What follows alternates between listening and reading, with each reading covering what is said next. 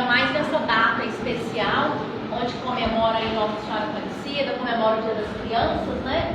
Que nós possamos colocar as nossas energias aqui à disposição para que a espiritualidade superior possa utilizar esse nosso momento, onde todos nós estamos com um objetivo em comum, para que seja utilizado conforme houver a necessidade. Eu vou começar a minha fala, vocês aí no fundo estão ouvindo direitinho? Eu vou começar a minha fala citando um texto que chama As 7 Razões para um Cientista Crer em Deus. Esse texto quem escreveu foi Abraham Cress Morrison. Ele foi presidente da Academia de Ciências de Nova York. E ele fala assim nesse texto que ele crê em Deus por conta de algo simples, mas que sem ela não existiria nada, que é a lei da vida. Ele crê em Deus só por conta da lei da vida. E aí ao longo desse texto ele questiona, mas o que é a vida? E aí eu vou pedir licença para eu ler um pequeno trecho do que ele considera que é a vida. E aí ele fala assim: a vida é o arquiteto maravilhoso que ergue nas profundezas submarinas os castelos de algas e de corais. É o extraordinário escultor que trabalha cada folha e talhe ramículos e contornos jamais repetidos em cada flor ou outra folha encontrada na terra. É o paciente professor de música que ensina cada pássaro a entoar a canção de amor. É o químico sublime que dá a cada fruta o seu sabor característico e inconfundível. É o perfumista caprichoso que transforma o humo em aroma. Quando eu li esse texto desse cientista, eu achei de uma poesia tão interessante, e é algo que a gente observa assim constantemente na natureza, que nós não paramos para pensar na delicadeza da vida, na delicadeza de como tudo funciona na natureza, com o único objetivo, que é nos dar subsídio, que é nos dar condição de estarmos vivos aqui nesse planeta.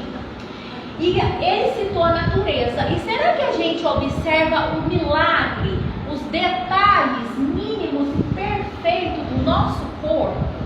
Eu separei algumas curiosidades do funcionamento do nosso corpo que a gente não para pensar a importância que é. Onde fala assim, ó, que a cada 60 segundos os nossos glóbulos vermelhos, eles completam um ciclo no nosso corpo. A gente sabe que os glóbulos vermelhos funcionam ali na imunidade do nosso organismo, né? Junto com os glóbulos brancos. Nós piscamos cerca de 100 mil vezes por dia. Alguém já contou a quantidade de vezes que a gente pisca ao longo do dia? Jamais. Mas se a gente para alguns instantes de piscar, o nosso olho não fica seco, a nossa vista já não fica ali com certo desconforto? Porque esse piscar, ele é importante para manter a umidade ali dos nossos olhos. Em cada rim, há 1 milhão de filtros que limpam cerca de 1,3 litros de sangue por minuto e eliminam 1,5 litros de urina por dia. E a última curiosidade: os nossos ossos são 4 vezes mais fortes do que o concreto. Por que será que eu trouxe essa curiosidade sobre o nosso corpo? Porque vez ou outra a gente precisa resgatar a beleza que é o milagre da nossa vida. Nós estamos vivendo tanto num piloto automático que a gente esquece de reconhecer todo o trabalho árduo que foi feito lá nos bastidores para que nós pudéssemos ter essa oportunidade de estarmos reencarnados aqui no nosso planeta Terra. E diante desse milagre que é a nossa vida, qual que é a proposta da nossa vida? Por que é que nós estamos reencarnados aqui nesse planeta Terra em pleno 12 de outubro de 2022? Será que nós estamos aqui? Quando a gente lê o livro Missionários da Luz, lá na reencarnação do Segismundo, dá um breve parecer para nós do tanto que é trabalhoso processar uma reencarnação, não é verdade? A aqui eu acredito que já devo ter lido esse capítulo 12, preparação de experiência. O tanto que é complicado nós termos conseguido essa oportunidade, esse passaporte para nós estarmos aqui. É complexo, mas muito complexo mesmo. O que a gente imagina lá que o André Luiz relatou não deve ser nem metade de como é o processo inteiro para acontecer a nossa reencarnação. E aí nós deixamos nos levar pelo piloto automático. Relógio desperta, eu vou trabalhar, eu faço toda aquela minha rotina e eu não paro para pensar por que eu estou fazendo isso que eu faço. O que eu vim fazer aqui nesse planeta Terra? Tem um livro que ele é muito utilizado no meio corporativo, ele chama Comece pelo Porquê, do autor Simon Sinek. Nesse livro, né, não vou dar muito spoiler, mas o objetivo principal do Comece pelo Porquê é: nós precisamos identificar o propósito da nossa vida. Comece pelo porquê, como líderes motivam a equipe. É mais ou menos assim o título do livro. E ele fala que para ter uma equipe engajada, uma equipe motivada, nós precisamos entender por que a gente faz o que nós fazemos. Será que a gente parou para pensar por que eu faço o que eu estou fazendo? Por que eu estou aqui nessa casa espírita agora às 8h07 de uma quarta-feira? Por que eu me comprometo, me disponho a passar por toda a minha rotina, todos os dias, diariamente, constantemente? Será que a gente já parou para identificar qual que é a proposta da nossa vida? Porque, meus irmãos, seria muita ingratidão da nossa parte acreditar que toda essa trabalheira para a gente reencarnar, para nós estarmos aqui hoje, seria em vão. Seria para a gente curtir férias aqui no planeta Terra. Sendo um mundo de prova e expiação, dá para a gente falar que nós estamos aqui curtindo férias? Não dá, porque férias remete ali uma alegria, uma felicidade, remete ali momentos prazerosos. E nem sempre nós podemos afirmar que a vida aqui no nosso planeta Terra vai ser 100% uma maravilha, um mundo de faz de conta. Não é. Nós estamos reencarnados aqui para um processo de reparação, e na maioria das vezes esse processo de reparação ele é doloroso. É um processo de reparação onde precisa de nós um engajamento com a causa do bem. Então nós estamos aqui reencarnados com um propósito, com uma proposta para a nossa existência, que é o que nós vamos falar aqui até as 8h45. A proposta da nossa vida, qual que é? É um livro, eu utilizei como base uma lição lá no livro Desperte e Seja Feliz, da Joana de Ângeles Condival. E lá ela fala para nós que a proposta da nossa vida é o desenvolvimento do Deus interno. Ela fala assim: a proposta essencial da vida é a conquista do Deus interno que jaz no íntimo do ser, aguardando.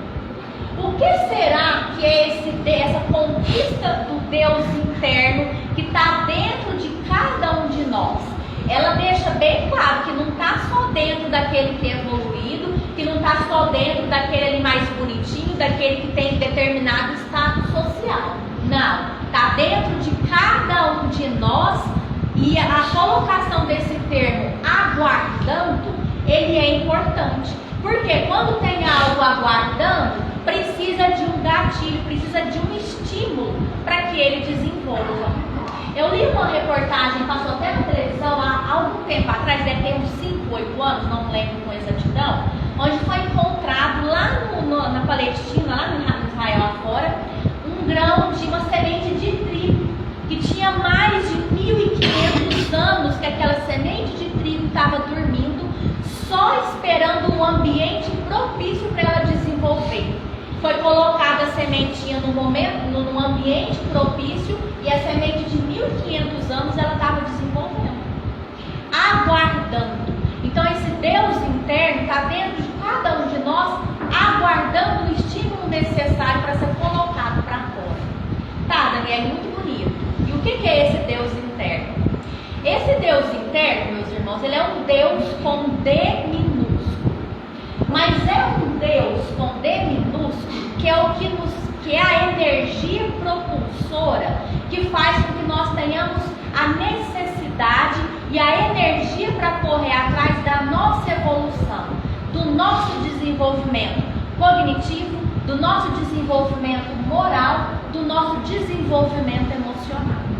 Então, quando a Joana de Ângeles fala que a proposta da vida é a conquista desse Deus interno, em outras palavras, ela está deixando o seguinte recado para nós: que a proposta da nossa vida é ir de encontro ao nosso desenvolvimento, é ir de encontro a oportunidades que vai nos proporcionar a nossa elevação moral, a nossa evolução espiritual. Esse é o desenvolvimento desse Deus interno que está dentro de cada um de nós, só aguardando. E qual é o estímulo que a gente precisa dar para desenvolver esse Deus interno que está dentro de cada um de nós? Varia para cada pessoa. Para uns, o estímulo é o amor. Ele não precisa necessariamente passar por um cenário de dor, um cenário de sofrimento para desenvolver, para ele ir em busca da sua elevação. Para outros, já precisa desse cenário de dor, para que nós possamos pensar se o que a gente está fazendo ao longo da nossa vida, até esse específico momento, está sendo correto. As leis de Deus, elas são desenhadas de forma tão interessante que jamais objetiva a punição do aprendiz. As leis de Deus foram todas desenhadas, construídas, objetivando a nossa reeducação.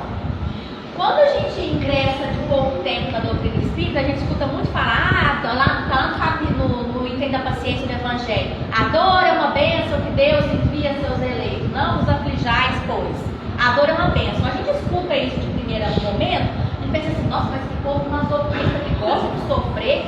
Mas não é que a gente gosta de sofrer, não. É porque nós entendemos qual que é o papel que o sofrimento acarreta na nossa vida. Se a gente fosse fazer uma enquete nesse momento e eu fizesse a seguinte pergunta: o que te motivou a buscar a assistência dessa casa espírita Paulo Estevam? Eu acho que a gente pode contar nos dedos da mão aquele que veio por simples curiosidade, ou porque eu quero conhecer para trabalhar a minha evolução. Eu imagino que a grande maioria vai responder mentalmente que foi motivado por alguma situação que nos tirou o nosso sossego. Ou uma perda, ou um sofrimento, ou uma doença, ou a busca de um determinado consolo, de uma determinada informação. E é isso que é o objetivo dessa dor, o objetivo desse sofrimento. Fazer com que a gente repense as nossas atitudes até esse momento crucial, que é onde aconteceu o nosso despertar, que foi o que a gente fez, aquele Deus interno que outrora estava aguardando, agora ele já está desenvolvendo, que é essa capacidade da gente assumir oportunidades, assumir compromissos para trabalhar para a nossa evolução. Se a gente faz vai fazendo reflexão, o fim do ano está chegando, é normal que a gente faça essa reflexão de agora para frente. Como que eu imagino que vai ser meu ano de 2023? Grande parte de nós olhar para 2023 feliz, 2023 isso, aquilo outro, a gente não vai colocar ali como nosso objetivo para 2023 passar por uma situação difícil, não vai, complexa. Se a gente quer ter coisas boas nos nossos anos, como é o nosso objetivo, a busca dessa plenitude, a busca dessa felicidade, aqui no planeta Terra vai ser um pouco complicado da gente conseguir alcançar. Nós sabemos, quando a gente estuda lá no Livro dos Espíritos, as escalas espíritas, a escala dos mundos, nós estamos no segundo degrauzinho. A gente saiu do mundo primitivo, que é o primeiro degrau, estamos no segundo degrau, que é o mundo de provas e expiação, encaminhando para o terceiro nível, que é a regeneração. É lá no terceiro nível é que a gente vai conseguir apaziguar um pouco mais esse nosso anseio por felicidade, esse nosso anseio por alegria, pela felicidade em si, por essa plenitude. Só que para a gente chegar, ter oportunidade de viver no mundo de regeneração, o trabalho ele começa agora.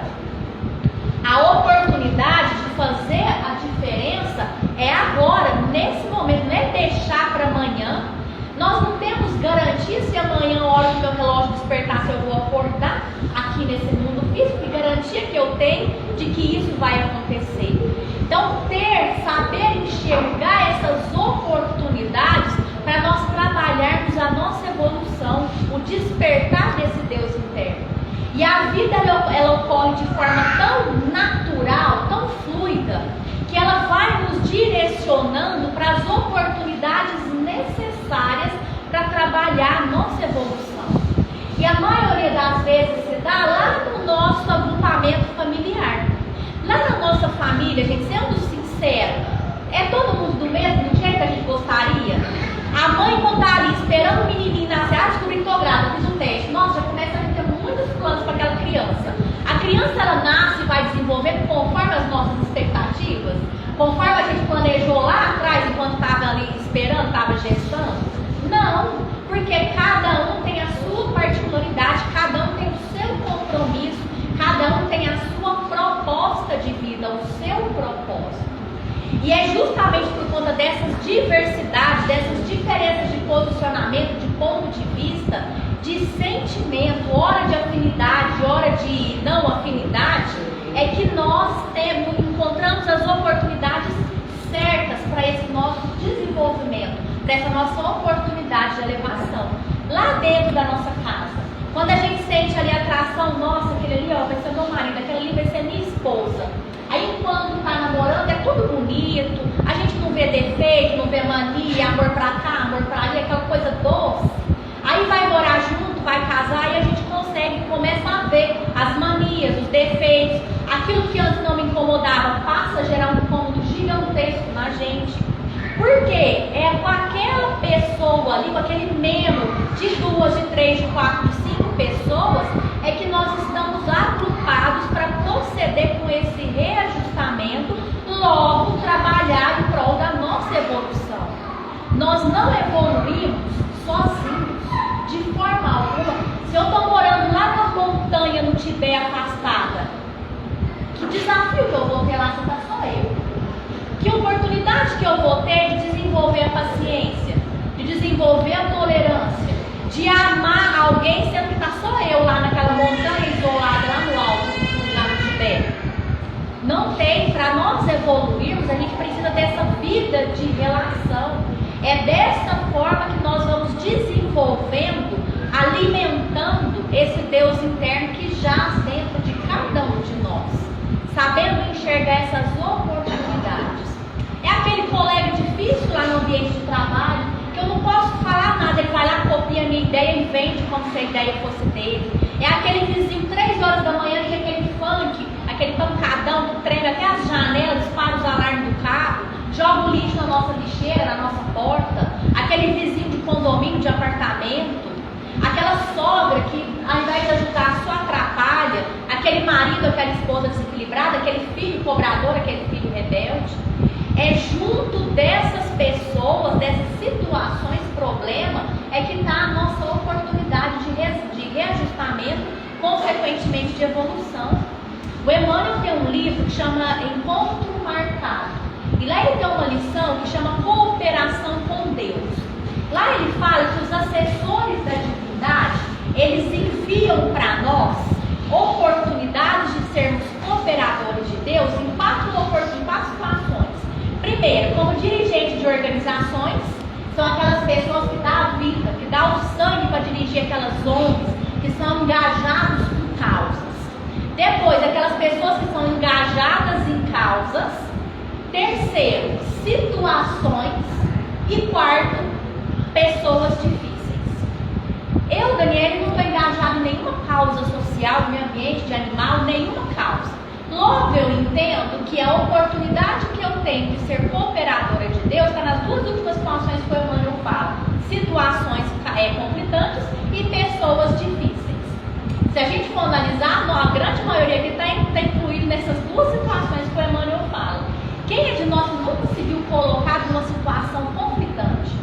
Onde era a oportunidade derradeira de conforme eu escolho, de conforme eu concordo, ou eu vou dar um salto, ou eu vou ficar parado. Eu ia falar regredir, mas regredir não regride, né? Eu fico parado, ou eu dou um avanço, ou eu dou um salto. Todos nós passamos por situações conflitantes, onde a gente pega e pensa: meu Deus, e agora? agora eu faço o quê? E é justamente nessas situações conflitantes, nessas situações desafiadoras, é que está essa oportunidade da gente ser um cooperador com Deus. Quer ver um exemplo? Fiz um exame aí, identificou que eu estou falando uma doença séria. Não é uma situação conflitante, é uma situação desafiante.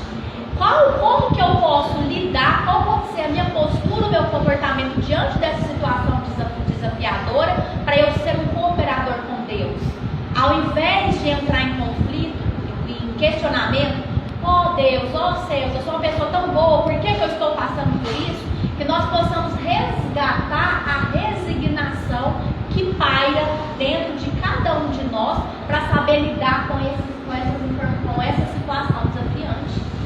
Nós que somos estudantes da doutrina espírita, nós estamos cansados de saber de um dos critérios da doutrina espírita que a gente nunca pode esquecer, que é a lei de causa e efeito.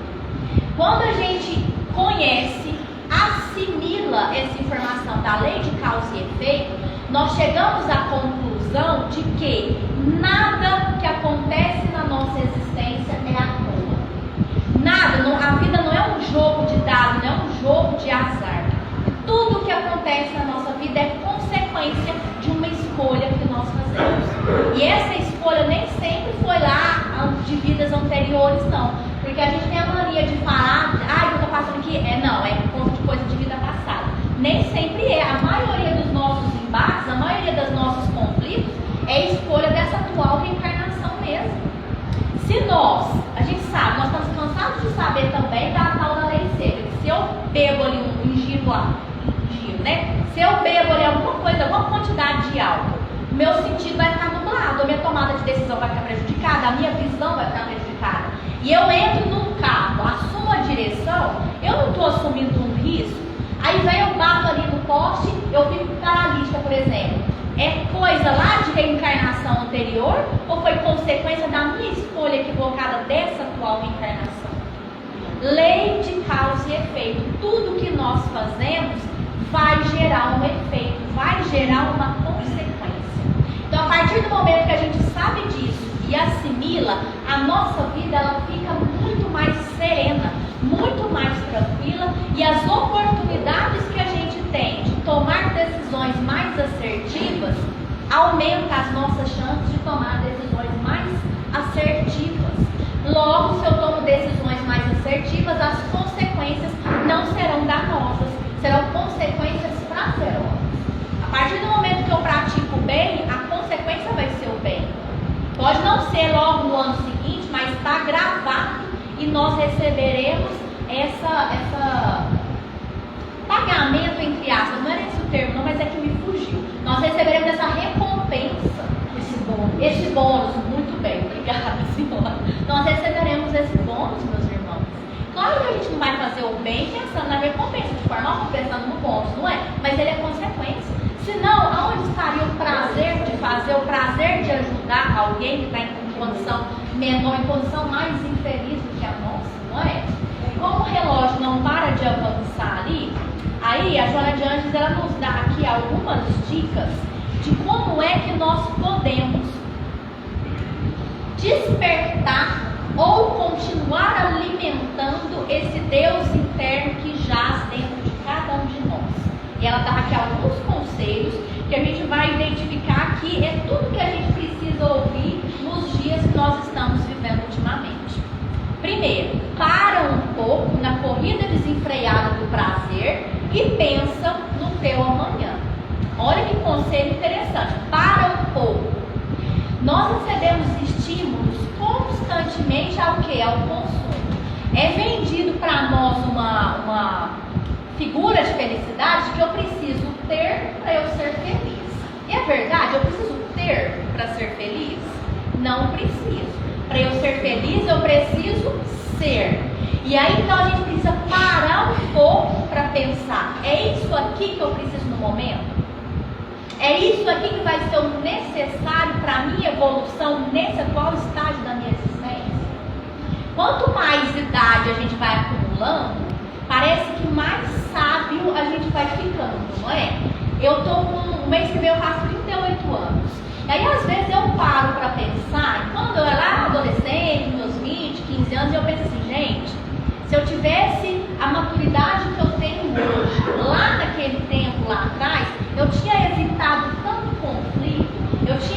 evitado tanto embate, capaz que eu estava num rumo completamente diferente da minha existência.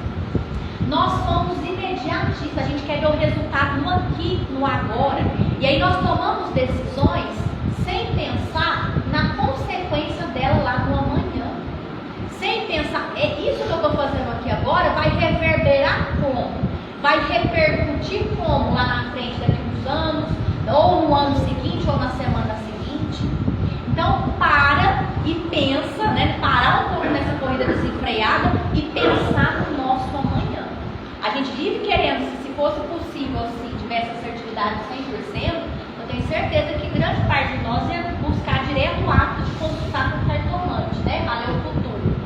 Só que a gente não tem que viver preso, a gente esquece que, para eu saber o que vai acontecer comigo no futuro, é eu olhar para o que eu estou fazendo aqui agora. O que eu faço aqui no hoje é o que vai determinar como é que vai ser o meu futuro. A gente vive pensando, como será que vai ser a minha próxima reencarnação? Vai ser resultado que eu estou fazendo nessa daqui. Se eu estou fazendo coisa boa nessa minha atual reencarnação, então grande chance de que a minha próxima reencarnação vai ser mais equilibrada, vai ser mais amena, mais tranquila.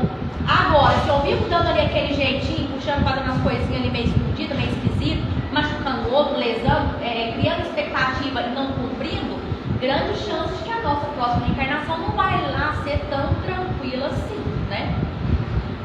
Tá fazendo sentido, gente? Maravilha. O próximo conselho: vive desse modo, de tal forma que possas olhar sempre para trás, sem constrangimentos. Olha que interessante. Para muitos de nós, pedir desculpa é difícil, né? Porque envolve ali a gente reconhecer que nós erramos. Envolve reconhecer que nós também somos falhos. E aí, dependendo dos nossos valores, daquilo que eu acredito como verdade, é difícil isso. Então, se eu sei que isso é difícil para mim, pedir desculpa, pedir perdão, logo eu entendo que eu devo viver de tal forma que não haverá necessidade de pedir desculpa, de pedir perdão para alguém. É pensar de novo, isso aqui que eu estou fazendo vai machucar alguém? Vai trazer prejuízo para alguma pessoa? Quando a gente pensa, você pode pensar, nossa, Daniele, mas então eu vou viver a minha vida em detrimento da vida dos outros, em detrimento do que vai causar no outro? É mais ou menos que é isso mesmo. Os espíritos superiores, quando a gente lê, quando a gente tem notícia, é isso, eles tomam decisões de forma a causar menos impacto possível negativamente na vida dos outros. Quando a gente viver mais dessa forma, praticando o altruísmo, a gente vai ver o tanto que vai fluir, que flui com maior naturalidade. E na maioria das vezes, essa recompensa, esse bônus, a gente não vai enxergar aqui. Esse reconhecimento não é aqui que a gente enxerga. Nós vamos enxergar esse reconhecimento quando a gente estiver lá no mundo espiritual. Que aí nós vamos ver o tanto que a nossa vida, que foi pautada no altruísmo, na benevolência, na indulgência, teve mérito. Quando a gente estiver lá no mundo espiritual, olha, Daniel, você reencarnou com 10 coisas para sanar. Graças às suas decisões assertivas, você sanou 9. Vai ficar só uma coisa para a sua próxima reencarnação. Aí nós vamos ver o tanto que é prazeroso. A primeiro momento, quando a gente vê ali a vida do Chico Xavier, de sofrimento, com 5 anos era espetado garfo na barriga dele, ficou órfão com 5 anos de idade, aquela vida toda, sempre viveu ali com problema do coração, problema de visão. A gente pensa, nossa, mas a Chico Xavier tinha alguma coisa para espiar? Será que ele tinha alguma coisa para espiar? Sendo que quando a gente lê a literatura espírita, alguns dizem que lá no tempo de Jesus, quando Jesus foi preso, ele foi um soldado que ofereceu ficar no lugar de Jesus lá na cela para Jesus ir embora. Será que alguém que lá naquele tempo, 2022 anos atrás, tomou uma decisão dessa, ele precisava a essa altura do campeonato espiar alguma coisa? Toda aquela vida de desafio, de sofrimento, foi para deixar uma mensagem para nós, que nós seremos recompensados em ter a vida pautada pelo altruísmo, pautada pela resignação, pautada pelos valores de seguir a causa do bem. E aí a gente pensa, tadinho Chico, tadinho de nós, que ainda pensamos que eles sofrem, né? Que a vida deles foi dedicada ao sofrimento. Não é. Aos nossos olhos, que ainda é um pouco pequeno, todo, nós vivemos muito pautado agora, no materialismo. Nós temos uma certa dificuldade em enxergar a nossa vida quanto a nível infinito. Então, para nós, 80 anos de sofrimento é muito. Mas para eles que já estão elevados, 80 anos de sofrimento é 80 segundos, 80 milésimos de segundo que passa assim, ó. Aí você já falaram que o tempo é relativo, e verdadeiramente é relativo, né? O bem que possas e deves realizar, faze o quanto antes. Nunca arrependerá pela mão estendida em auxílio ao irmão caído na estrada. Que nós possamos fazer o bem, independente se o outro vai agradecer ou não. Nós precisamos fazer o bem porque aquilo ali traz um alívio para a nossa consciência. E não porque esperando que o outro vai agradecer. Mãe faz o bem para o filho esperando agradecimento? Não é. A mãe abdica de todas as coisas ali. Ontem eu vi um post no Instagram, achei tão bonito, eu fiquei até emocionada. Era uma foto, a mãe sentada no banco do ônibus, a sandália dela toda arrebentada, toda descolada, e a menininha com a sandália bonitinha, branquinha, brilhante. E aí tem lá uma mensagem mais ou menos assim: a mãe não tem nada, né, tá com o sapato ali todo rasgado, para dar o bom para a filha. E espera agradecimento? Não espera, faz esse bem, faz esse altruísmo sem esperar recompensa. E ela jamais se arrepende de ter abdicado ali da sua vida em prol daquele filho. Que nós possamos nos espelhar nessa atitude materna e paterna para lidar com os nossos ali de relação conosco, né? Não revides o mal por mal, intoxicando a maquinaria de que te serves, com os perigosos venenos interiores. Quando a gente revida, nós estamos envenenando a gente mesmo. Quando eu penso, alguém fez alguma coisa que eu não gostei, a gente fica arquitetando planos mirabolantes, igual ao Pink e o cérebro do desenho, agora resgatei longe, né? Arquitetando um plano para dominar o mundo. Quando a gente fica arquitetando esses planos para devolver na mesma moeda a ofensa recebida, a gente pensa, agora ele vai ver o que é bom para a tosse. É nós que somos os principais prejudicados. A nossa ciência já evoluiu a tal ponto que ela já sabe que grande parte das nossas doenças, a origem não é ali do problema que está sendo identificado através do exame. A origem é a nível sentimental, é a nível mental, é a nível psicológico. Não, obrigada, senhora. É a nível psicológico. Eu não.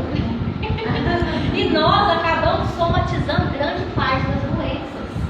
Porque a gente não consegue lidar com o conflito daqui, não consegue lidar com o conflito que está aqui, vai ter que repercutir aonde? No nosso corpo. Aí cabelo começa a cair, unha começa a quebrar, dá úlcera, dá problema de pele.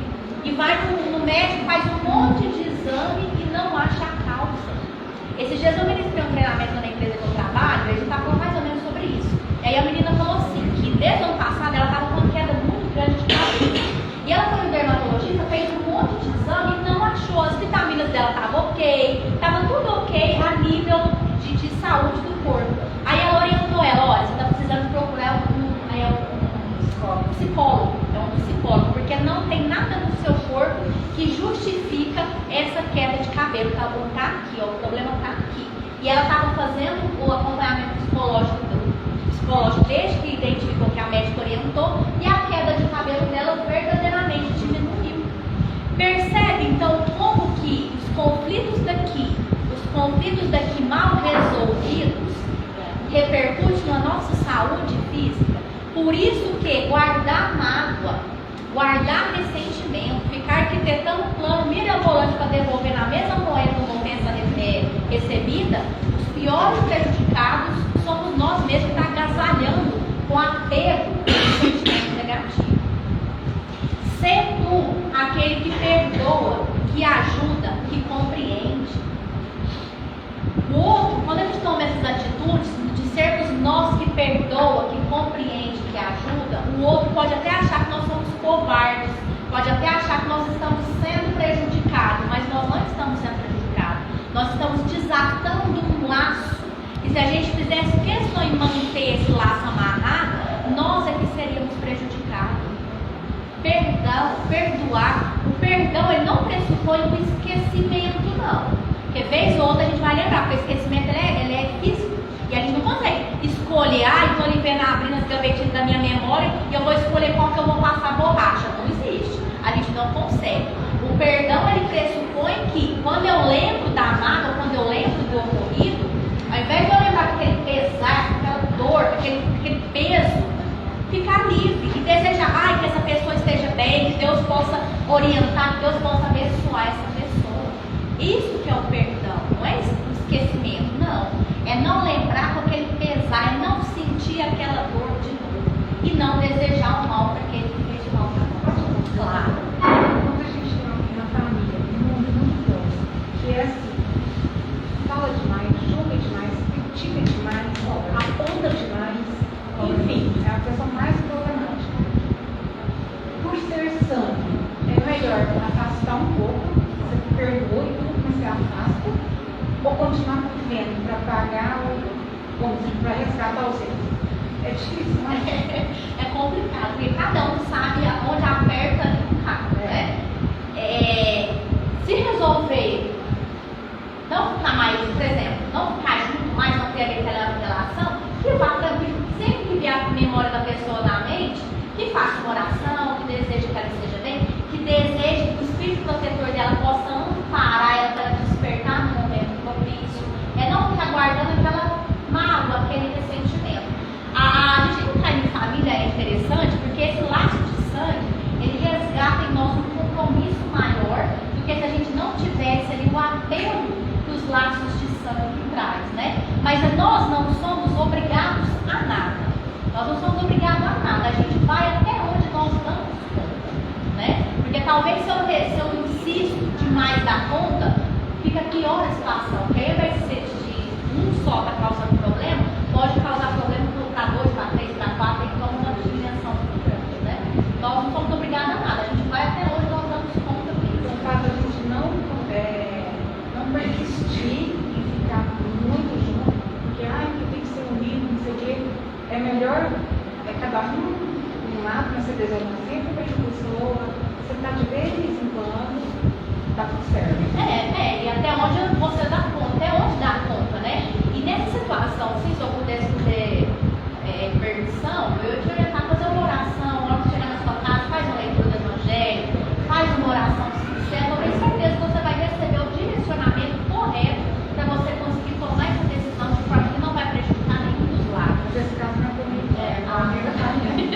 que ainda orienta, né? Que aí tem certeza que nós recebe a orientação para dar conta da tomar a decisão mais assertiva, né? Nós somos muito amparados.